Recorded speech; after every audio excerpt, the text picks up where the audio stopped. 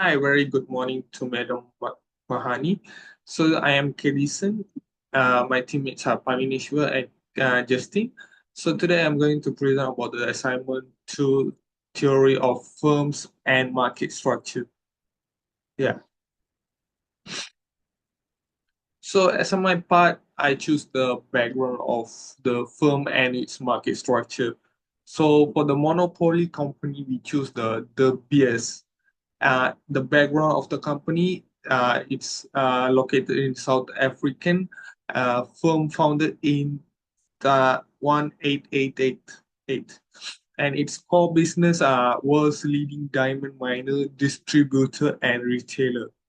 Also, the key strengths of the DBA are controlled global diamond supply for decades. And also the famous campaign, Diamond is Forever, the strong brand influence. Let's look about the market structure. Market structure of the monopoly dominates the diamond industry with little to no competition historical. And next up, the monopolistic competition company we choose for the background of the firm and its market structure are Indomaret. Indomaret is located at Indonesian and the size over 21,900 outlets across 32 provinces, and its ownership operates by Indo Retail, first major convenience store chain in Indonesia.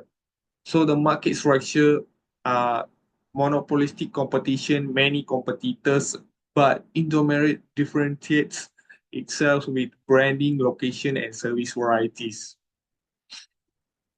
And next up, the oligopoly company we choose is Honda. We all know about Honda. Honda is founded in 1946 by Soichiro Honda in Japan.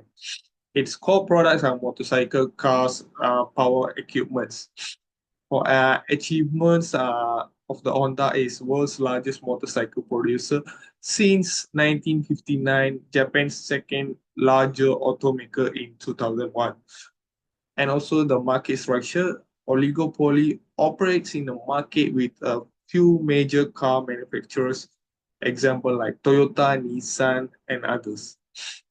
So let's look about the perfect competition. Perfect competition company we choose is Wilmar International. The background of the company is the Singaporean agribusiness founded in 1991. So the product agriculture-based items including rice, flour, food, and industrial products.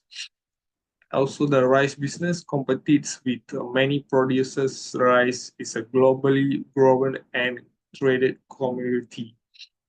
Also, the market structure for the Walmart International, a perfect competition, many sellers and similar products price set by the market forces. So the next up, the key characteristics of the market structure. So first up, the oligopoly Honda. Its market characteristics are the few big firms dominates the auto industry and also the strong competition based on the price, technology, and innovation, and also the high barriers to entry. So the key points will be the strong brand name, high barriers to entry, also the product differentiation, also the focus on innovation and technology. So the next up are the monopolistic competition. The company is Indomerit. So the market characteristics are the many sellers with slightly different products and relatively low barriers to entry. Also the some dominant players like Indomerit and Alphamart. So the key points will be the number of sellers, the product differentiation, and low barriers to entry. So next up, the monopoly. The monopoly will be the competitiveness. The market characteristics are the once a monopoly, now limited oligopoly due to competition. Also, the historically controlled pricing distribution via DTC. and also the market power has declined with new producers, example Russia and Australia. So the key points are historical monopoly power, the price distribution control, and also the emerging competition. So the last up, the perfect competition. The company will be the Walmart, the rice market. The market characteristics are many small producers with no control over price. Also, the standardized products rise. Also, the active and complex supply chain. Also, the key points for the Walmart rice market is huge number of small farmers, complex supply chain, and also the multiple intermediaries. So that's all for my part. So thank you.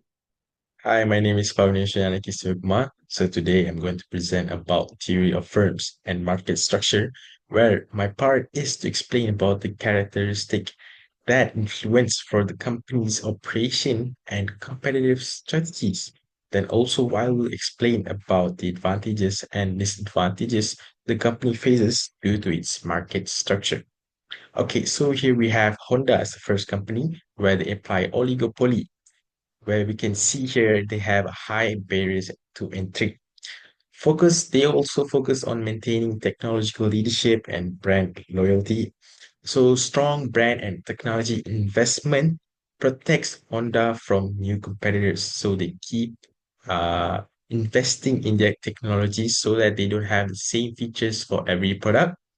So then we have interdependence to monitor and to react competitors' pricing, marketing, and innovation. So Honda must track strong uh, competitors like Toyota and Ford to adjust its own pricing and innovation strategies so that there's not much gap between Honda and these other brands. And also we can see the competitive strategies is brand positioning, where Honda emphasize reputation for reliability, safety, and advanced features. So, Honda promotes all of these features so that they can have the customer loyalty and to, to attract new customers. Then next, we have non-price competition, focus on innovation, branding, and customer loyalty, as I said just now.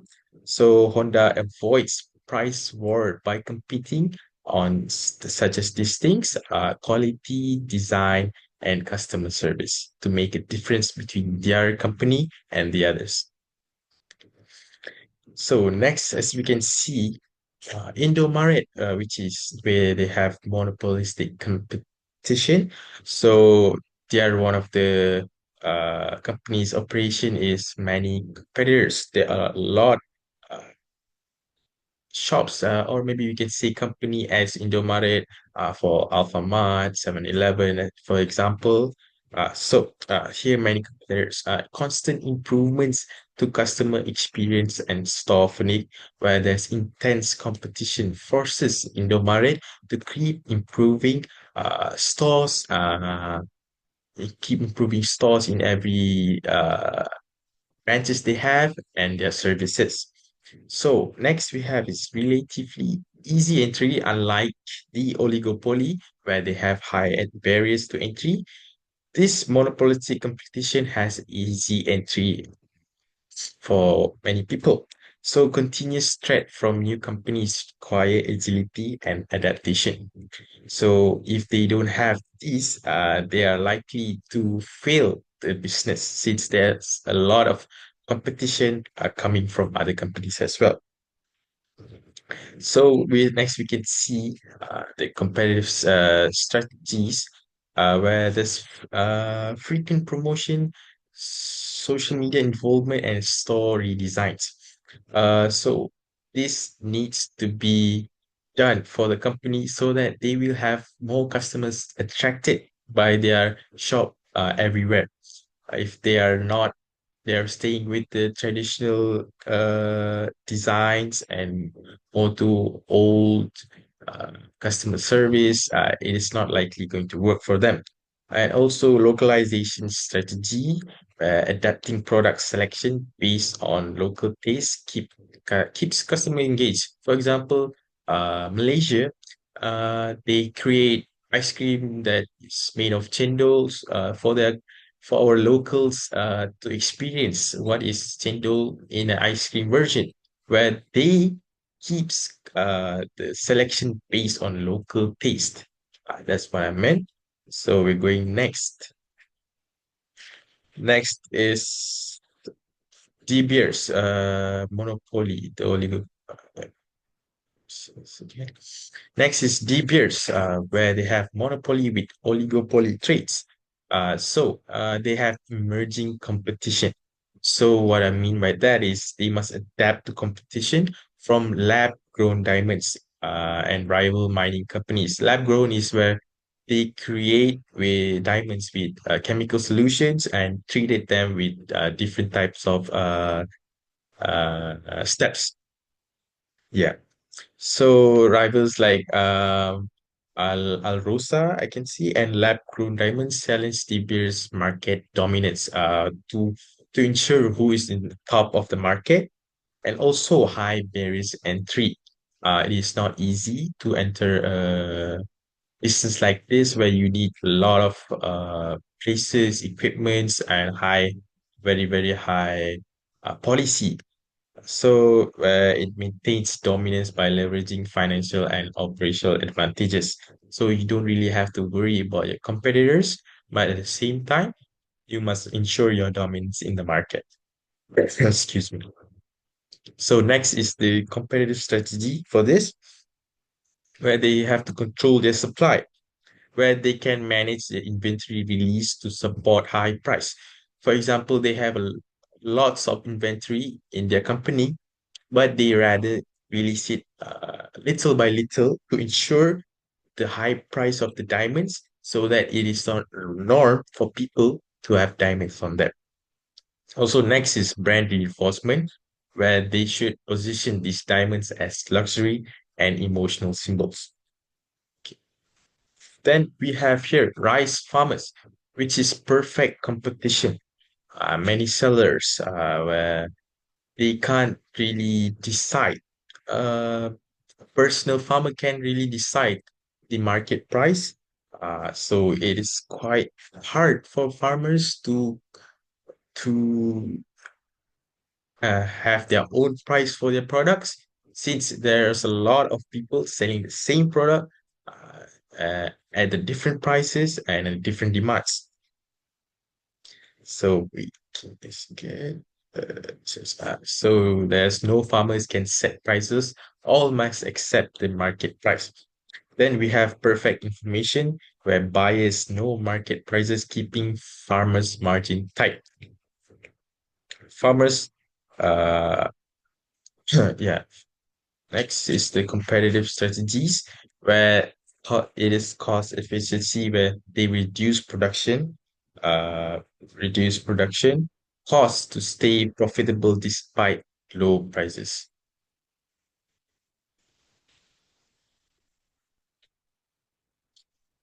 Next, we have is the two advantages and disadvantages the company faces due to its market structure. So as we can see here, advantages stable. So here, Honda, where they have an oligopoly uh, market structure. So we can see they have stable profits where they avoid destructive price war, enabling long-term planning. So what I mean by this is companies between them don't have a price war between who has the higher price and the lower price. They stick to closer margins so that the customers are not uh, so that the customers do not have a clear option of which company they should choose. Next is strong incentives to innovate. So here we have constant pressure to differentiate through technology and quality. So when a company lacks the technology, it is clear answer for the customer to pick the other company if they have higher technology accreditation. So the disadvantages for this oligopoly is high strategic competition where continuous monitoring of competitors, sorry, prices, products, and marketing, you have to ensure your competitors are doing the same, and you have to perform well for that. And also limited pricing freedom. Risk of losing customers if prices are not aligned with competitors. As I said before, if the prices are of your competitors are much lower than yours, they have a clear answer to go to them. So these companies have to keep the margins for their products is very low. The price margins to their product and to the other competitors' product is quite low. So next we have Indomaret, which is monopolistic competition. So the advantages of this market structure is product differentiation opportunities.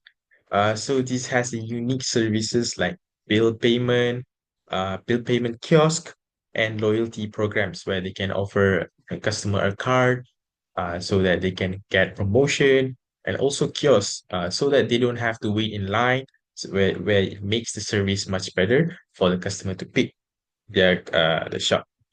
And also adaptability and flexibility. This quickly adjusts products, layouts, and promotions to consumer needs, where it makes customer easy to purchase their product. Make sure that every product has their own prices put on, so that the customer doesn't have difficulties to purchase their products. So the disadvantages of this market is high marketing cost, where the company has to set up the expenses to promote their to promote their company, so that they don't left behind. They are not left behind. Uh, yeah, so they must spend heavily to stay visible and maintain the customers' loyalty. Next is constant threat from competitors, since it is a highly it's easy entry competition. These customers easily switch to similar convenience store. For example, today you can go to Alphamart, the next day you can go to 7-Eleven. It is quite easy since it's quite similar, and you have to keep maintaining this promotion. So, okay, next we have peers, which they have monopoly with oligopoly trades. So the advantages are pricing power. Okay, let me see.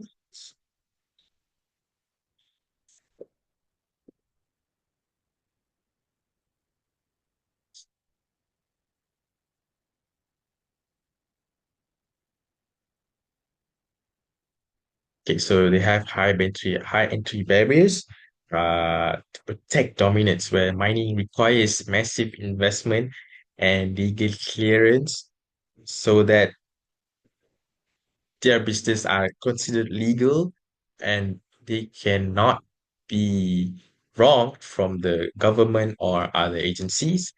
And also the disadvantages are reputation and regulatory challenges, where antitrust lawsuits and public criticism, since it is in fact mining is in fact has its own uh, steps to do to so that the workers doesn't uh, so that the workers doesn't do wrong to the places, since mining takes a lot of places, land for example, so they have public criticism where they are going against it. And next we have rice farmers. Perfect competition. The advantages are low barriers to entry and exit, where farming are accessible with modest capital. You can start farming, and if it doesn't work out, you still can get out of the market. Next is efficient and fair pricing. So through reflection of market forces, where it's related to supply and demand, when supply is high, the demand is also high. So you can get more profit in there. So the disadvantages are no pricing power. So individual farmers cannot set their own prices, since all of them are selling the same product, but in the individual farmers that are selling to locals or maybe to their own companies, cannot set the price.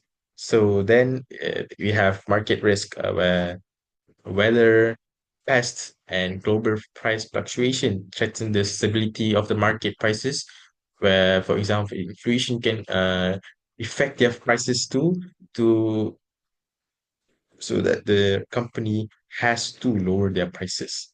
That's all from me. Thank you so much. So now we will compare the four market structures that we have discussed before. Between these four structures, there are some similarities and differences between them. We will start from perfect competition. So perfect competition has low barriers of entry and exit, meaning that businesses are able to enter and exit the market easily. There are lots of firms. The firms are all price takers, meaning that they follow each other in terms of price. For example, if there is a company who lowers its prices, others should follow also. There are many buyers in the market, and the products are all the same. For monopoly market, there are very, very high barriers of entry. There's only a single firm. Entry to the market is sometimes impossible because in some countries, the government actually deliberately makes the market a monopoly. Firms are price makers, meaning that they can control prices and the products have no substitute since there are no competitors. Now, for monopolistic markets, there are low barriers of entry and exit, same as perfect competition. There are several, but not that many firms, and they have similar products, but with some differences. So it's not as homogeneous as perfect competition. For oligopolistic markets, there are high barriers of entry, but it's not only one firm in the market, rather than it has several few large firms. Sometimes the oligopolistic markets have a minimum of two big firms, and there are a huge interdependence among firms, meaning that each firm needs to follow each other. The same situation as perfect competition, where if one business decreases its prices, the other should do it. Now, there have been this debate among researchers and economists which market structure is actually the best for a country, which market structure is the best for economic growth and consumer welfare. Lots of opinions, but we have decided that perfect competition is the best market structure for economic growth and consumer welfare. Why? Because perfect competition provides consumers with choices of the same product, meaning that they can pivot and select products easily. It also encourages firms to innovate in order to compete with each other because in business, perfect competition or markets that are like perfect competition are actually classified as the red ocean or red sea markets, whereas competition is very high. It is easy for companies or firms to be bankrupt and exit the market. And entrepreneurs need to be very, very smart and innovative in order to at least stay in the market. Because mostly in perfect competitions, even staying in the market is quite difficult. However, that is easy because it forces business owners in order to innovate. And that can help economic growth and technological development for the state. Now, prices are, of course, affordable because businesses try to keep their prices low so that customers would not exit the market or not buy products from their company again. And there are low barriers of entry, so small entrepreneurs are able to enter the market easily. Now, there are some products that are in this picture, which are the examples of perfect competition products. Fruits, with milk, specifically full cream milk or white milk, vegetables, and white rice are among products that are the same, but it is manufactured and distributed by different companies. These things are affordable, and it is compulsory for business owners of these four products and other products which are classified in the perfect competition market to be really smart and innovative on how they can differentiate their products from other companies. Mostly companies will use marketing techniques such as advertising, promotions, buy one, get one free offers and stuff. And this is what can move the economy forward. With that, Madam, we say thank you for tuning in to our presentation.